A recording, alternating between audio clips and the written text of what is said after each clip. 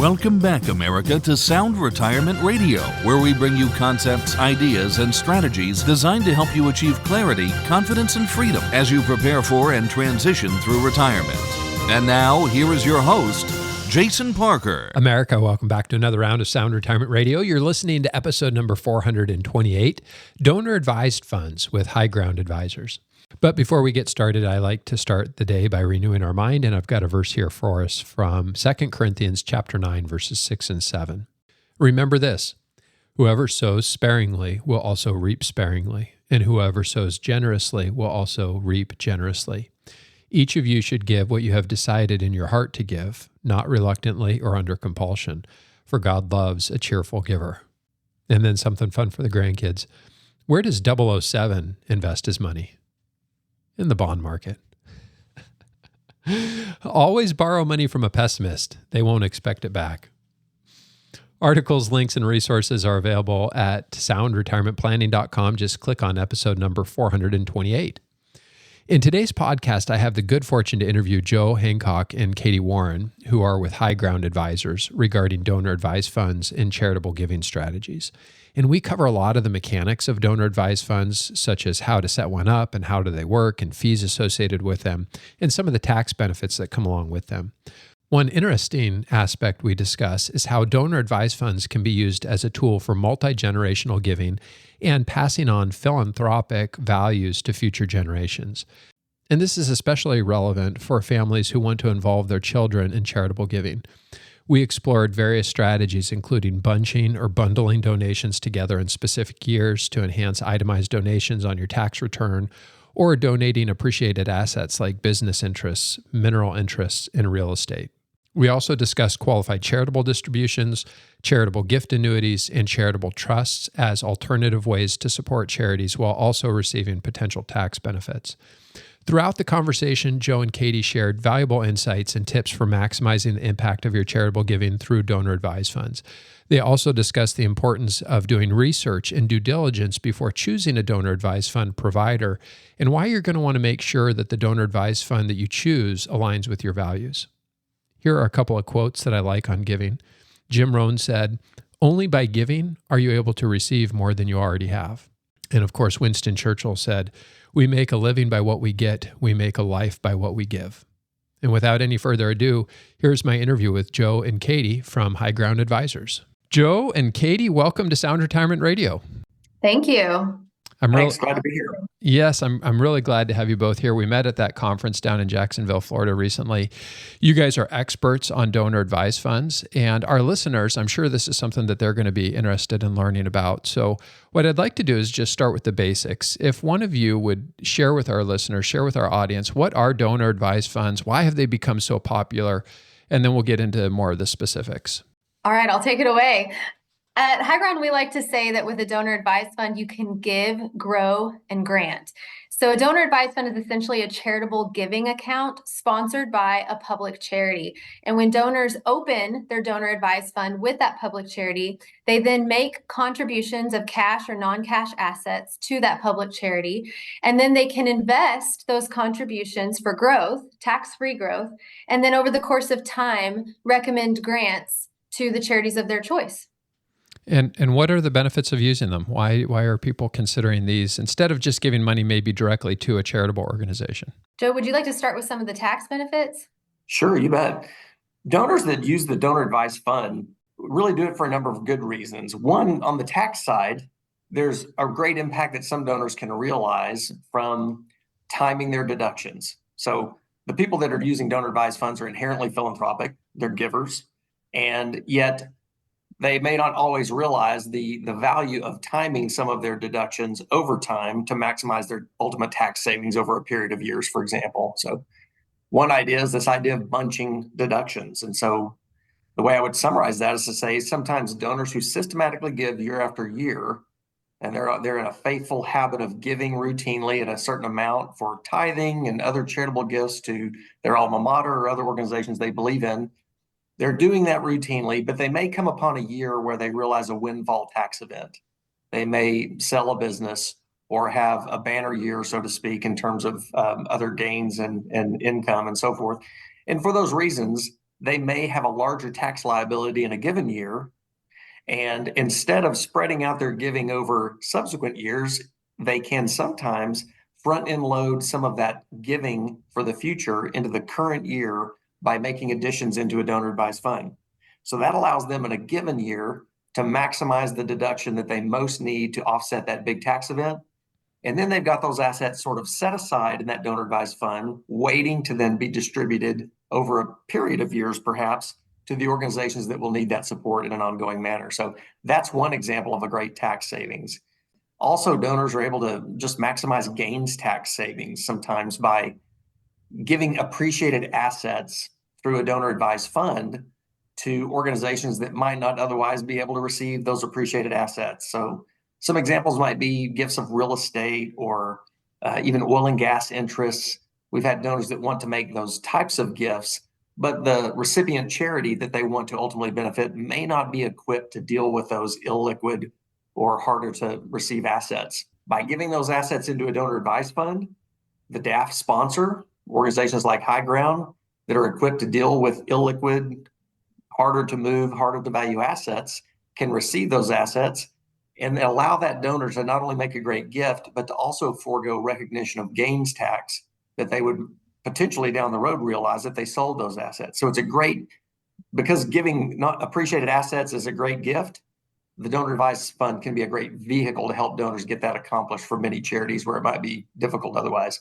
So there's a lot of great tax reasons, and those are just a couple of ideas. Those are good. Yeah, those are good. And we've seen this play out with folks when they'll have a big taxable event. Maybe they have restricted stock units, or they're thinking about selling a bunch of stock, and so they will use the donor advised fund. Now, tell me who really is the donor advised fund best suited for? I'd say that's another one of the benefits of a donor advised fund is its flexibility, and it can be used in so many ways that we find many donors are using a donor advised fund or choosing to do so. Most often, the statistics show that it's baby boomers that have donor advised funds, but younger and younger people are beginning to open donor advised funds as well. Just out of curiosity, what's the average balance in donor advised funds? Do you know? According to National Philanthropic Trust report from 2023, in 2022, the average was $117,000. So $117,000 in donor advised funds, and that money is going to be given to charities. Now, what kind of charities can people give to through a donor advised fund? Donors are going to need to target a public charity. Okay. And so there are an array of different types of charitable organizations under the tax code, more than most people might even realize. But bottom line, they're going to need to target a public charity that is making frontline impact on charitable purposes that benefit the public, you might say. So there's a difference between people say, can I direct gifts out of my donor advised fund to a private foundation? And there's a distinction there that is important between an operating and a non-operating type foundation. And without getting into the minutia of those kinds of tax rules, the bottom line is that an operating type foundation indicates the type of organization that has charitable programs and charitable purposes that you could say touch the public, that meet an observable charitable end, a program or objective that provides good frontline impact. The kinds of organizations in a general sense that cannot receive a donor advised fund distribution would be like a grant making foundation. So like a foundation that makes as grant giving, and analyzing applications and making grants out to charities, kind of a middle ground there of it's a charitable organization, but their purpose is not direct impact. It's more facilitating other giving down the line. Those organizations, donor advised funds cannot distribute to. So how about most of the charitable organizations that people think about making an observable charitable impact or good is the kind that can receive it typically. Do most churches qualify? Yes, churches do qualify. Churches are great recipients of donor advised funds. Absolutely. If somebody wanted to check ahead of time to be able to make sure that the organization that they want to give to qualifies as a charity, how would they go about doing that? If you have a donor advised fund in place, you can always ask your sponsoring organization. They're absolutely going to confirm that for sure because they have an obligation to do that. Another way that you can check is you can just check with the organization itself. You can go on their website much of the time and they will affirm that they have 501c3 tax exempt status typically. and can receive contributions that are fully tax deductible. That's kind of another litmus test, you might say. Distributions from donor advised funds need to be wholly and fully for charitable purposes. So if it's a wholly deductible charitable program that touches the public, then you know you're good to go. What are some things people should be looking out for if they're trying to determine or decide which donor advised fund organization or sponsoring organization they want to work with? Yeah, that's a great question. As we've mentioned before, the contribution to the donor advised fund is a completed gift to the sponsoring organization or public charity that sponsors the donor advised fund. So ultimately, it is the sponsoring organization that has control of those funds and the final approval of those grant recommendations by the donor. So with that in mind, a donor would likely want to make sure that the donor advised fund sponsor aligns with their values. They want to know that the grants they wish to recommend will be approved ultimately. So let's get into some of the tactics or the strategies that people are using with donor advised funds. What are some of the more popular ways that people are using donor advised funds to both give but also benefit from a tax standpoint? Some thoughts come to mind. You might call these creative planning or strategic ends to using the donor advised fund, along with other objectives that an individual or family may have. And one is the idea of business succession planning. We work with a lot of donors that are entrepreneurial. They've created their own business. And so, as you know, that's going to represent a significant portion of their total accumulated wealth. And as they start thinking about transitioning down the line out of actively running that business, if they're the first generation, in many cases, or looking toward retirement, they're going to want to find a way to transition. And for the people that we're working with, they're also going to want to fulfill certain charitable philanthropic ends. So when you've got a closely held business like that, a donor advised fund can be a great vehicle for contributing those closely held assets, privately held business interests into the donor advised fund. We made the comment earlier about real estate, oil and gas, those types of assets that can be dealt with by a sponsoring organization that knows how to receive those types of complex assets. So the DAF can receive those business interests, and then ultimately there's a process that will allow the donor advised fund to redeem or liquidate those business interests back to, maybe it's the business itself can capitalize those business interests back, or maybe there's parties out there that are able to receive those that are, you might say, that have right of first refusal or subsequent ownership structures in place. And there's particular ways you want to go through that process. You want to make sure that everything is handled according to certain rules and so forth, so that everything is done without any negative consequences. But I won't go into all those details. But the donor advised fund is a great tool for fulfilling philanthropy while also transitioning business interests on down the line to other owners. And so the donor is able to accomplish two great things. That's interesting. So you can perpetuate the ownership to new owners using the donor advised fund. You can also benefit from the tax. And I'm assuming then you could just give a portion of the business, like if you wanted to give 10% of the business to the donor advised fund. And how far in advance do people want to be planning for an event like that? If they're 20 years from selling the business, is that too early? It's certainly not too early to start thinking about it. But I will tell you that we've had, most of the time, it's a far shorter timeline that we get to work with. We are working with a family right now who is within perhaps 6 weeks to a couple of months.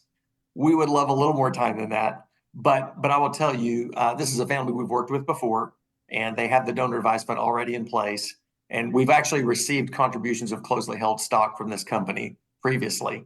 So, but they're looking at doing a more significant wind down and transition. So we're going to be able to work with them to do that. But, typically I would say, even a few years out, to give some forethought to, let's start reviewing documents. Let's start having the relevant conversations with successive owners, whether it's family members or longtime business partners. Let's start making sure everyone understands what we're seeking to accomplish and getting a comfort level and awareness. So the longer the better. But oftentimes we have a span of months versus years, but it's usually workable. How do people learn more about some of those strategies, a strategy like giving a portion of their business? We're available to visit with people about that, and we do that. It's just a part of the work. Katie on our staff is significantly involved with our donor advice fund program. She works with many donors. We also have a team of 4 attorneys, of which I'm a part, that our task as our work life unfolds over the course of the years to work with individuals who are structuring just this type of plan. So we work with them across an array of giving vehicles. A significant amount of our time is done with donor advised funds and working with complex assets like business interest, real property, oil and gas, and so forth. Well, I was just going to add, you're asking about the creative ways that we're seeing, or reasons that we're seeing people might open donor advised funds. And that's one of the more creative ways, in addition to just the gifting of complex assets like Joe has already mentioned. But aside from the tax benefits, there are a number of other benefits as well. It's just the ease of administration of the giving process. And so even millennials and younger donors who maybe don't consider themselves wealthy, and they're not needing to think about wealth planning or estate planning or these big concepts of charitable giving with trusts and things like that, a donor advised fund is still a very accessible way for them to be strategic about their giving. And so they might open a donor advised fund with minimal dollars and have their money contributing monthly straight from their bank account, and just growing that amount, almost like a set aside charitable account that they're pulling money from their paycheck on a monthly basis and letting that grow, invest it, let it grow tax-free, and then making those grants as they're ready and able. It's also affording people time to really vet the charities and make sure they align with their values.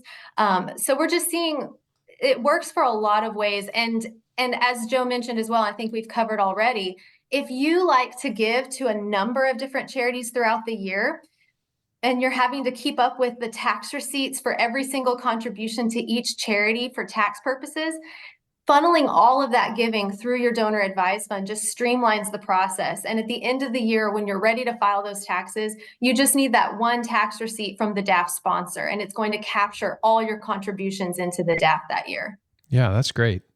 You talked about smaller donations going into the donor advised fund. Is there a minimum to get started? So minimums are going to vary based on the donor advised fund sponsoring organization. For HighGround, our minimum to open a DAF is $1,000.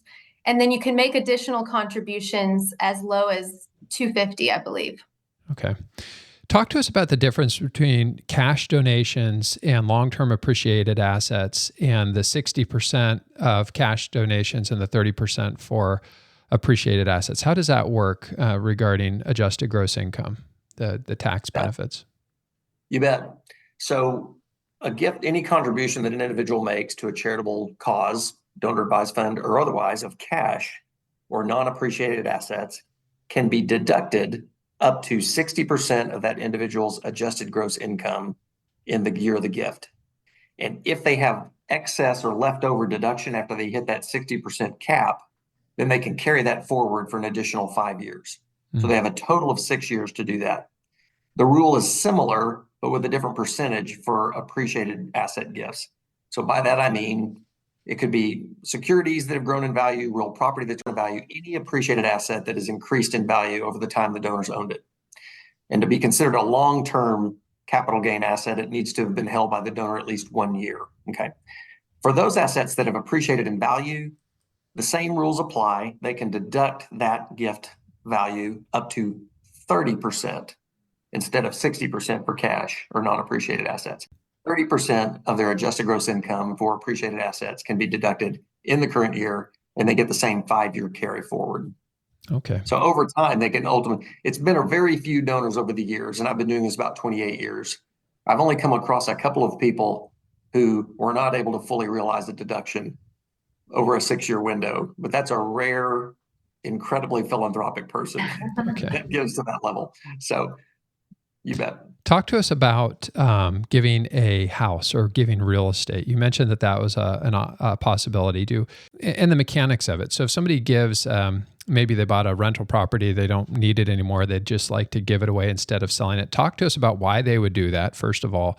And then what happens to the house? Do you guys continue to own it, or do you sell it right at the time that you receive it, or how does it work? The reason that people might, let's take your example, Jason, the rental property example. Let's say there's a donor that has a piece of real property, and their reasons for wanting to part with it fundamentally they're going to be philanthropic, that they're willing to make a gift of any sort. So that's one box that will be checked. The asset selection, we've already talked about the fact that appreciated assets are a great asset to give, because if, for example, say this house is worth $500,000, and I'm weighing the option of giving a $500,000 appreciated asset or giving you cash of $500,000, I may be smarter to go ahead and move that appreciated asset, because if I then later need that $500,000 for healthcare reasons or other expenditures that are unforeseen in my life, if I liquidate that appreciated asset personally, I'll pay gains tax on it. But if I give that appreciated asset to charity, the charity will not pay gains tax on it because they're tax exempt. So when I'm picking assets, appreciated assets are just a great choice anytime that it's doable to give that appreciated asset to charity in lieu of cash. I'll hold my cash. That'll never penalize me in terms of a tax, but if I sell that appreciated asset, it could. So that's one reason. Other reasons for parting with real property are just going to be per the individual. They're ready to stop managing that property. They don't want to manage the upkeep and deal with it, whatever it may be. Yeah. But when they decide to make a gift of it, what we would do and what most organizations that receive gifts of real property are going to do is we'll just have an inspection process. So our real property manager is going to go and physically take a look at that property. They're going to evaluate, make sure there's no environmental concerns. They're going to get a sense of the marketability, market factors, how quickly we believe we can liquidate or sell that property. And you alluded to that point, Jason. In almost every scenario, we're going to sell a piece of real property and use those proceeds, put those to work for charitable purposes. So if it's in a DAF context, Katie mentioned we're going to invest those, grow those assets for future charitable distributions, making the most impact that we can. So there's other transaction costs in selling a piece of real estate. You've got maybe excise tax, you've got real estate broker fees. What happens with all of that? That's a reality, and we do have the ability as an organization to internalize some of those and keep those costs lower than if we were to externally hire out all those different elements. So in other words, by doing our own property inspection, and oftentimes, we may or may not use a broker. It depends on where that property is situated and if we're able to do a direct sale, things like that. So we are a nonprofit organization that is sponsoring this donor advised fund program. We're going to look for every way that we can to minimize those transactional costs. But the reality is there are some transactional costs that will be there, no doubt. Interesting. Yeah, certainly makes sense. If you're planning to give and you had this appreciated asset, and you could avoid the taxes and maybe even some of the costs associated with selling it by giving it. Yeah, I could see where that would be really beneficial. You bet. And then once the money goes into the donor advised fund, people can take their time and make the grants as they wish. So if they want to give that money over the next 20 years, they could. They don't have to give it all to their church at one time or all to their charitable organization at one time. Right. Yeah, that's good. It's true. What about retirement accounts? People like the idea of leaving non-qualified assets, brokerage accounts, real estate, things that get stepped up basis. But Roth IRA accounts go to family members, but then traditional IRAs have all that tax embedded in them. Can you leave your IRA directly to a donor advised fund? And I think you're talking about end of lifetime. End of life. Yep. End of life. Yes. End of lifetime, you absolutely can. You can direct any qualified plan, IRA, 403B, 401k, any of those qualified retirement plan assets can be distributed to a donor advised fund at the end of lifetime. And I think, Jason, you're alluding to the fact that too is a great asset selection. At the end of lifetime, those qualified retirement plans are taxable to individuals. One of the few assets that are taxable to an individual when they receive it at the end of someone's lifetime. It's income in respect of a decedent is the label there. But an individual recipient, children or otherwise, would pay a tax on that, an income tax. But again, if I select that asset, that qualified plan asset to go to charity or a donor advised fund, no tax will be paid. So it's the smart way to go. It's the most tax efficient way of selecting what assets to give to family and to charity. Definitely those qualified plan assets to donor advised funds or charity. Absolutely. One of the additional benefits we're seeing for someone to name a donor advised fund in lieu of naming 4 or 5 charities as beneficiaries is that if they wish to change those beneficiaries at any time, it's easier often to make those changes to the succession plan of their DAF or donor advised fund than it is to make the changes with the IRA or call their attorney and have another meeting. So that's another reason sometimes they'll name their DAF as a beneficiary. Is there a certain amount of money that has to be given every year out of the donor advised fund? Once it's been established, once the gift has been made, do they have to give a certain percentage every year? From an IRS standpoint, no. DAF sponsors each will have their own policies in place. HighGround, for example, has inactivity policies. So we're going to check on an annual basis to make sure these DAFs are active. If they're not, and we've reached them or attempted to reach them, then within a certain period of time, we reserve the right to enact their succession plan. So it's just that idea of these dollars are for philanthropy, they're for charity, and we want to encourage that they be granted to charity. Talk to me about succession planning using the donor advised fund. Right. Again, this is going to vary from sponsoring organization to sponsoring organization, but I do believe there's a statistic that 92% of all donor advised funds have a succession plan in place. At HighGround, all of our donor advised funds have to have a succession plan in place upon opening the fund. And so this is essentially what will happen to the balance that's in the fund upon the death of the last named donor advisor. And we at HighGround have a few options. One is to name up to 4 successor advisors who will essentially take over those advisory privileges for recommending grants with that amount that remains. Another is to name up to 4 charities that will receive final distributions from the donor advised fund. And then finally, a donor advisor could choose to establish an endowment with the balance that remains. And then in that case, they would also let us know who they wish to benefit with that endowment. That'd be cool. So with the endowment, then can they say that they want 5% to be paid out annually or 10%, or is there a minimum, or how long can that endowment continue? The idea is it would be into perpetuity. So we generally would grant out about 5% on a monthly basis. And they can name up to 4 charities to benefit with those distributions. Is that unique to HighGround Advisors, or is that something that's available with all or most donor advised funds, this endowment option? I will say it's not unique to HighGround. I have seen that other DAF sponsors offer that as well. There might be a variation in what the minimum balance has to be in order to qualify to establish an endowment. People establish a donor advised fund. What are the investment options that they have available within those funds? Again, it will vary among sponsoring organizations. I know at HighGround, we offer at least 5. We're about in the next few months, we'll be offering even more.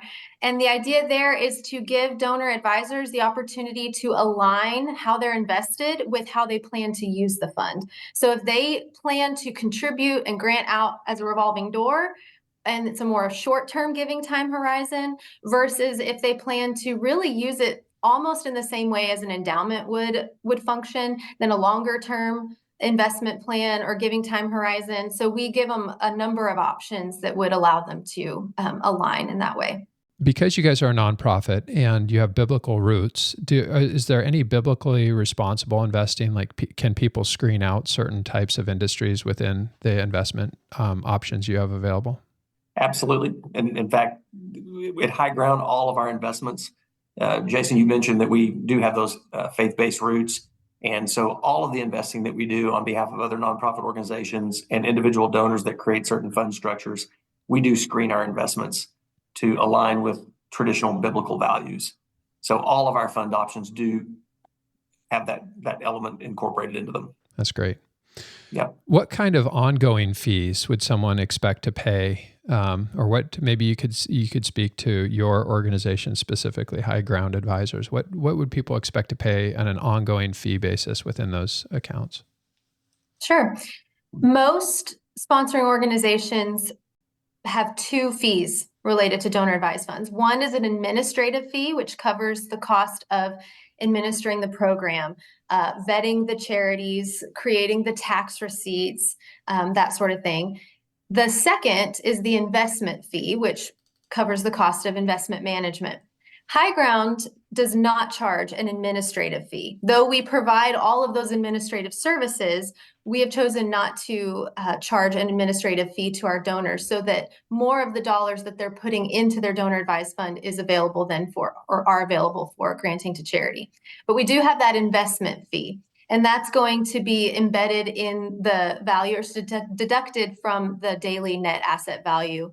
And it expresses an expense ratio. And so each fund will have their own expense ratio. And as they consider which fund to invest in, they can consider that as well. Okay. Is there a percentage that people should be thinking about on average amongst the funds? I'll take a stab at that one. Katie referenced that we have 5 investment options, kind of prepackaged investment options for our DAF donors. On one end of the continuum, for example, it will be an endowment type investment approach where that asset allocation is going to be geared toward long-term, maintaining the fundamental principal contribution amount and distributing income, if you will, at about a 5% rate over time. And I think the expense ratio currently for that is about, I want to say 78 basis points, being 100 basis points being 1%. Yeah. So just less shy than of 1%. Of 1%, right? Less than 1%. And so that's on the long-term endowment asset allocation. The other 4 are going to be moving down a continuum toward more immediate expenditures. And so those expense ratios are going to vary. I would say short-term assets tend to have a lower expense ratio, but I would want any individual to kind of get a little bit more specific information, but that gives you kind of a context of kind of a sliding scale about how much those investment related fees are, at least for HighGround. Okay. I wanted to see if you would explain bunching or bundling, if you would, regarding donor advised funds. How does that work, and why has that become a popular strategy? You bet. The idea of bunching or bundling deductions or contributions is an approach that individuals can take where, I talked earlier about maybe it might be a windfall event. For example, I might have a significant tax liability in a given year that might motivate me to do more charitable giving in a given year to offset that tax liability. That's one reason that people bunch. And so in other words, they're going to maximize as many deductions as they can in the year where they have a high tax liability. And then they can still spread out that giving of those assets over time through distribution recommendations over time. But really, aside from those windfall or significant events, other individuals are realizing that they too can benefit from bunching. So say over a couple of year time horizon, let's say an individual gives at a level where they maybe are just below the standard deduction level. And that's indexed for inflation each year, but it's been about 29,000 in recent years. And so you might have a family, say a husband and wife who filed jointly. Maybe their giving is just below, maybe it's in the mid $20,000 giving range between tithing and let's just say mortgage interest and state and local taxes. Yes, Thank you, Jason. You're reading my mind. Whatever level of deductions they have, they may not rise above that standard deduction amount in a given year. But what they can realize is that, if I can front end load, say, several years of giving, charitable giving into the current year, well, if I can kind of stack up my giving on top of my mortgage interest, expenses, and whatever other deductions I may have, then in a given year, I can exceed that standard deduction amount and claim a larger itemized deduction amount. And then in subsequent years, my giving, I will have already kind of handled my giving, say, for another couple of years. I'll claim the standard deduction, which may be around 29,000 plus with indexing for inflation. Bottom line is that by doing that, front end loading some of that giving in a given year, I'm going to realize a larger total amount of deductions over, say, a 2 or 3 year window than if I had just given steadily over those years and claimed the lower standard deduction year by year, not taking advantage of a larger itemized deduction opportunity in a given year with higher giving. I think there was a lot of tax talk there, but bottom line is, for most anyone, if you run the numbers, do the math, so to speak, if you front end load that giving over a period of several years, then you can typically maximize a tax savings over a span of time that you would not be able to otherwise. I saw after the Tax Cuts and Jobs Act went into effect that it used to be like 30% of people were able to itemize. And I think the more recent statistic was only 10% of people were able to itemize as a result of the higher standard deduction. So there's a lot of that charitable giving that really isn't having much benefit on people's tax return. And so by using the donor advised fund and some of these bunching strategies, in some years, people would be able to get a greater tax deduction and pay less money in taxes ultimately. And I'm reminded too. You just said a lot of tax talk. One of the things we want to remind our listeners of is you need to make sure you're meeting with your financial advisor and your CPA and the people that are helping manage this. This is going to be unique. Taxes are like fingerprints, very unique to the people that are paying taxes. So don't take anything you hear in the podcast today and go out and change anything in your financial life without getting the appropriate advice. So we've talked about some of the benefits and advantages. Who would not be a good candidate for a donor advised fund? When do these strategies not make sense for people? The one caveat that I would want to make for any donor advised fund donor is we always want to make sure that donors that are creating these funds understand just the fundamental nature of that, in that assets given to this donor advised fund are irrevocably, completely given at that point in time. There's no do-overs. Once you give that money away, you're not getting it back. Exactly. And you claim that deduction, that's a locked-in gift, and you don't get a refund on that, right? So the reason that's important is because the second component of that reality is that donors under the tax rules, under the law, they only have the opportunity to make a recommendation about what the sponsoring organization will do with those assets, who they will distribute it out to, for what given organizations and purposes. And the fundamental reason for that is one that it creates flexibility, which we love, but the tax rules say to get a deduction, you have to make a completed irrevocable gift at the time you part with the asset.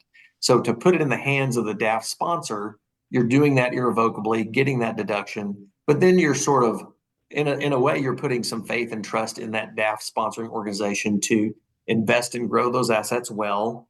And then also, you want to have a values alignment. Katie mentioned that earlier. It's such an important point. You want to choose a DAF sponsor that is going to be in step or in alignment with the values that you want to represent through your giving. So if it's a faith-based objective that you're going to want to achieve, you're going to want to make sure that DAF sponsor is going to be ready to accept that recommendation and act upon it. So that might warrant a conversation on the front end to make sure that, some of the intended recipients, organizations that you might want to see benefit from this fund, you might want to have that conversation with a prospective DAF sponsor and say, is your organization going to be willing to honor this type of request to these different organizations I might wish to benefit through my DAF? Okay, great. Jason, when I think of donors that we've had conversations with that started by talking about donor advised funds and then realized based on their goals and their needs, a donor advised fund really wasn't the best solution for them. The ones that come to mind are, we recently were talking to a woman who had a financial windfall due to a sale of some land, and she wanted to put it into a donor advised fund to benefit her church over time. But then as we were talking, we realized she also wanted some of that money to go to her children. And you cannot grant to individuals with a donor advised fund. And so what might work better for her is some sort of charitable trust where the beneficiaries could be the charity and her children. We can work something out like that, which HighGround is able to do. I've also talked to donors who were really interested in just inspiring and galvanizing philanthropy among others. And so they were excited about creating fundraising events, and they wanted the expenses to be able to cover the grants, to be able to cover the expenses of those fundraising events. Again, that's not something that can happen with a donor advised fund, so a different vehicle would be better for them. And then again, when someone wants to grant to individuals, that wouldn't be the best to use a donor advised fund. That's not an eligible charity, charitable purpose. So things like that, I think, when I think about a private foundation or something else, maybe if they want to employ their family, keep control over the assets and things like that, then a donor advised fund would not be. A lot more administrative burden if you're going to go the route of a private foundation or a family foundation. Absolutely. So it's just a weighing what are the priorities of the donor. Mm-hmm. And in many cases, we're finding whatever their priorities and goals are, a donor advised fund can meet that. But in some cases, it doesn't. And then we talk about what those solutions could be. Well, that's good to know. So if somebody comes to you initially and they're interested in setting up a donor advised fund, but after a conversation, you find out that that's not going to be the best solution for them, you guys have people that can help maybe identify the better structure in their situation. Absolutely. That is Joe and his fantastic team. That's what they do. How about charitable gift annuities? Is that something that you guys could help with? We do. We really we will kind of confer and advise on an array of giving strategies, including charitable gift annuities, charitable remainder trusts, charitable lead trusts at times. We also talk about current giving opportunities, the qualified charitable distributions out of IRAs, just even ways that people don't always think about making a charitable impact long-term, just through simple ideas like naming a charitable organization as the beneficiary in a life insurance policy, or a qualified retirement plan that we mentioned earlier. Those are sometimes giving opportunities that people don't realize or just don't think about. It's kind of like when a light bulb comes on. But we're always looking for the best creative fit within what the law will allow, the most tax advantageous way for an individual to achieve their philanthropic goals. And in combination with, we know that every donor, they've got a combination of philanthropic goals, family goals, and other contingencies and needs that all have to kind of go into the balance. So we try to help people kind of weigh those different considerations and find a good plan that makes the most sense, whether it's a donor advised fund or otherwise. And is there a cost? Is there a fee if people just are looking for a consultation to try to maybe brainstorm some of these different ideas? We are open to talk with individuals that are looking to structure, say, a donor advised fund, or want to structure a charitable remainder trust that we can administer on their behalf. We will absolutely speak with those individuals, and we do not charge a fee for having those conversations. Okay. We are an organization that works on behalf of ultimately other charitable organizations that we manage assets for, or we recapture fees to cover our operating expenses through administering funds and trusts and assets under management. So we don't charge fees to talk to people. Bottom line, I guess the best way to say that. You mentioned qualified charitable distributions a minute ago. And of course, those become available at age 70 and a half. Talk to our listeners about qualified charitable distributions and clarify, if you would, the fact that qualified charitable distributions cannot be sent to a donor advised fund. Correct. Yes. So just starting kind of with the concept itself, the qualified charitable distribution is a giving opportunity that allows people 70 and a half years of age or older to direct assets. Every year they can make an outright contribution from an IRA to a charitable organization. It has to be outright, and it's maximum of $100,000 per year for an outright contribution. When they make that type of gift, they don't receive a charitable deduction in the manner that we've been talking about. We've talked about a lot of giving ideas today, and charitable deductions has come up multiple times. This idea of a qualified charitable distribution from an IRA does not allow a donor to claim a deduction, but what it does do is it allows that individual to use that contribution or charitable giving amount to offset their required minimum distribution. So many individuals age 70 and 73 and older are receiving required minimum distributions that may be in excess of what they really need, and they're paying tax on that amount. So if they also know that they want to benefit charity through the course of the year, they can direct that RMD amount out of their IRA to charity instead of receiving it in their own pocket. Bottom line is they've done something great for charity, and they're not recognizing tax on that amount. So bottom line, they're saving taxes. It's not a charitable deduction, but it is a tax savings. And that it's a great opportunity for anyone to save taxes by giving those assets to charity, even if they don't itemize deductions. So that's the concept. One other quick caveat I'll add is that as of last year, there is a new opportunity to direct, currently it's up to $53,000 out of an IRA as a one-time opportunity into a charitable gift annuity. So we could talk more about that.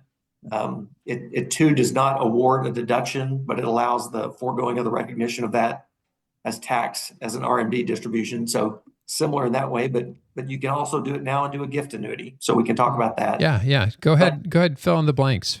How does the charitable gift annuity work on that $53,000? Some of the specifics there. It is a $53,000 per individual one-time opportunity. So unlike the outright contribution at $100,000 every year, where a donor can do it year by year by year, if they put that $53,000 into a gift annuity, they cannot do it again. They cannot create another gift annuity next year and next year. It's just one time on the gift annuity. Some other thoughts, though, we've seen couples can combine if they have two different IRA accounts. They can create a joint and survivor annuity, gift annuity for $106,000.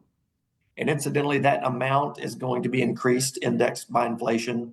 So it was $50,000 last year, $53,000 this year, and so forth. So that amount will climb.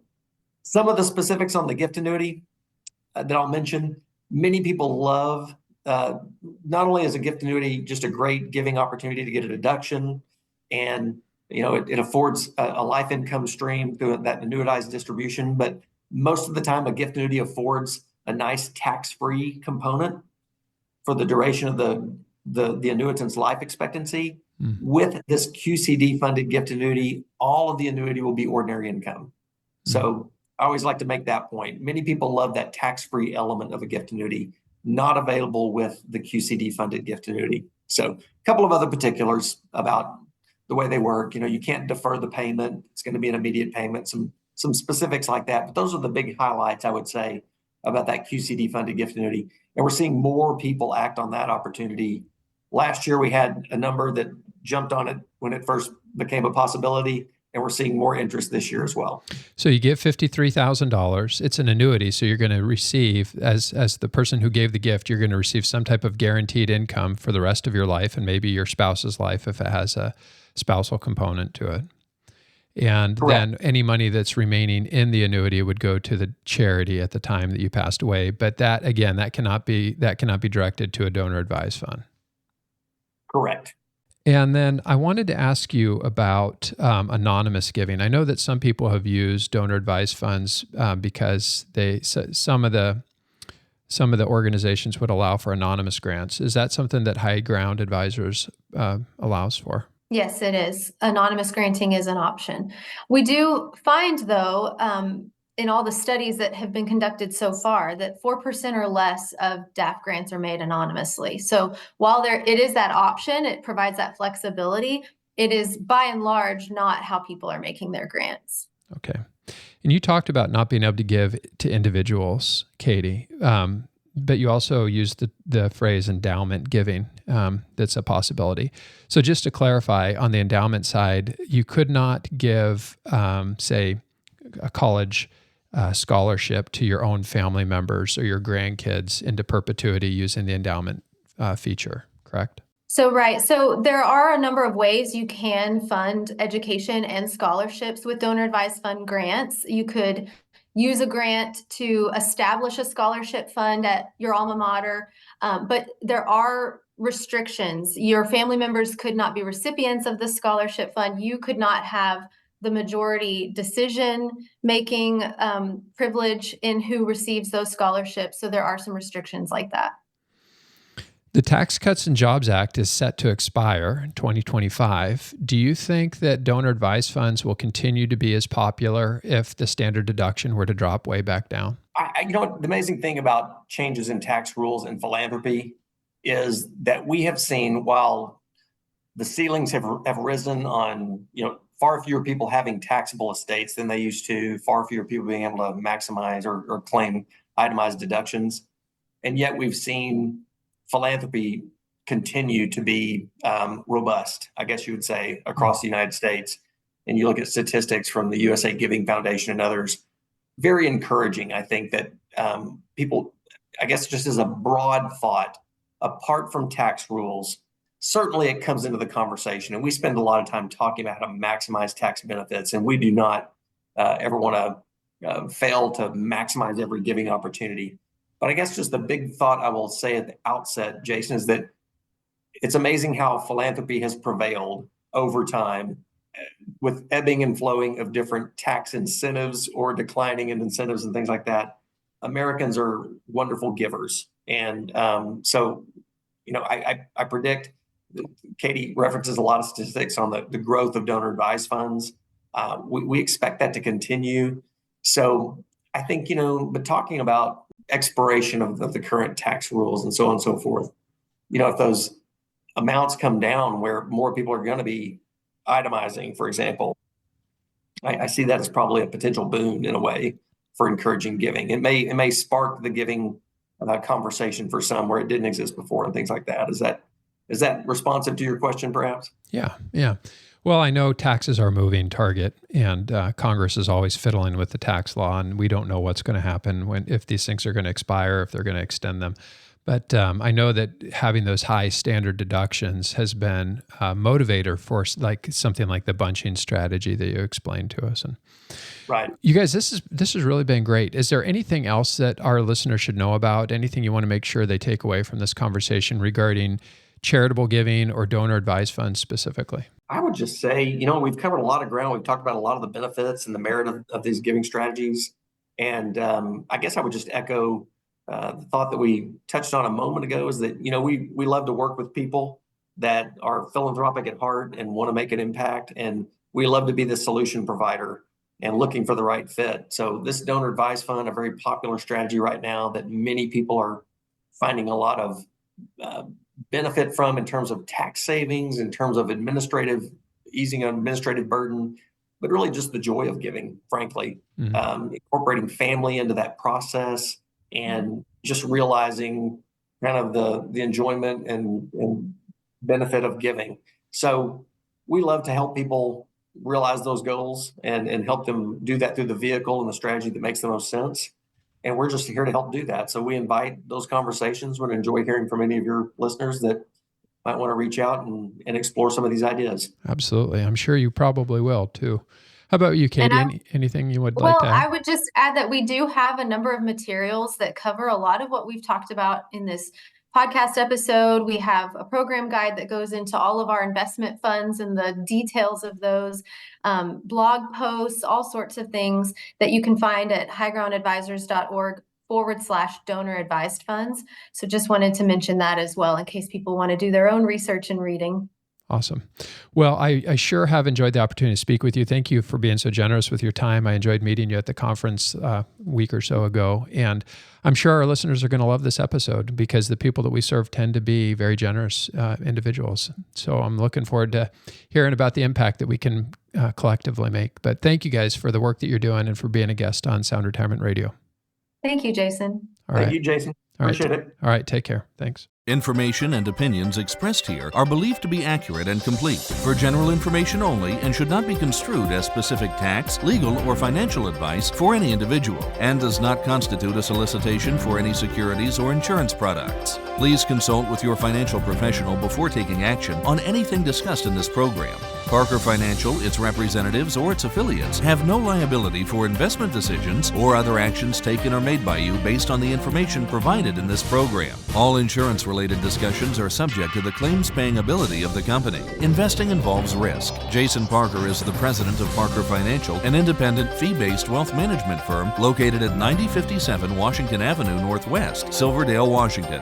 For additional information, call 1-800-514-5046 or visit us online at soundretirementplanning.com.